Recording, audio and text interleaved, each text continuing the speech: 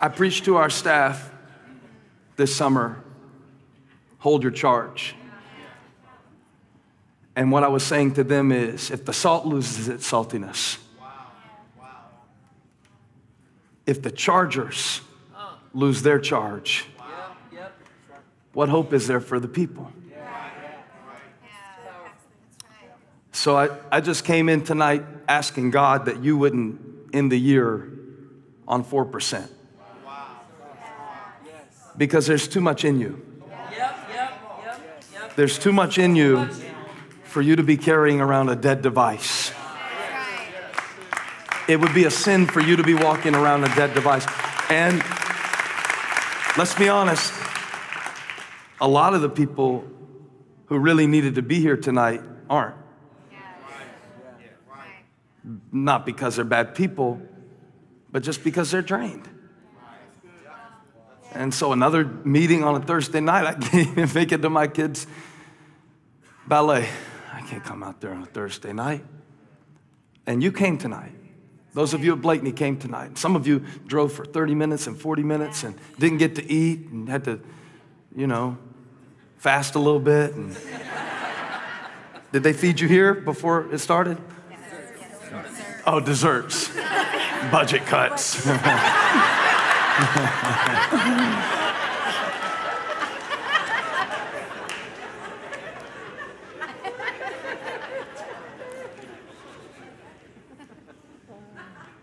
Some of the people who accept the responsibility to be a charger neglect the responsibility to stay charged. And you're probably on one end or the other tonight. I mean, there are some people here who are running on 100. That's awesome. God bless you. But most of us are somewhere in that 40, 50, 60, 20, 10, 30. And I just want you to understand from my perspective that it is important that you stay connected. That it is important that no matter how drained you get, that you don't disconnect from the source. Because that's when you need it the most. And it is important that when your group isn't showing up in droves, they pulled up the group that grew from what? From 4 to 25 tonight. Was that it? Something like that? And all that did was make some of you feel like you sucked that much more. Come on, raise your hand if you felt that way. Nobody in your group has ever gotten baptized. They don't even like our church. Okay, raise your hand. They hate your preacher.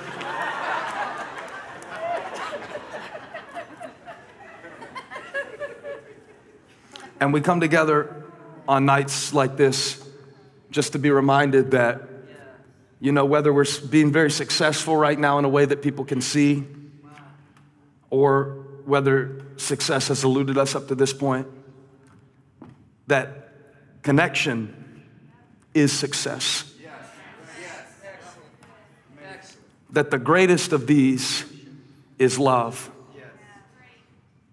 That the wisest man who lived said, I had everything, I did everything, I saw everything, I learned everything, and in the end, what the only thing that mattered was connection.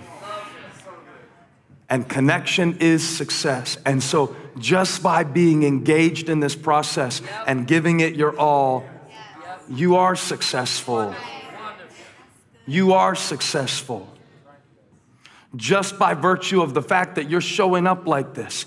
You know how few people in America, what percentage of people it puts you in, that you open your home to people?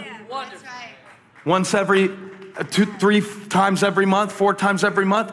Do you know how small of a percentage of people, even within the church, do that? So I wanted to redefine success for some of you tonight, because when you're constantly feeling like a failure, how many of you felt like a failure in leading your group at least at one point in the journey? You didn't have the answers, you didn't have the reasons, you didn't have the diagnosis, you didn't, it's all right, devil's a liar. Just the fact that you're connecting people to God's heart makes you a success.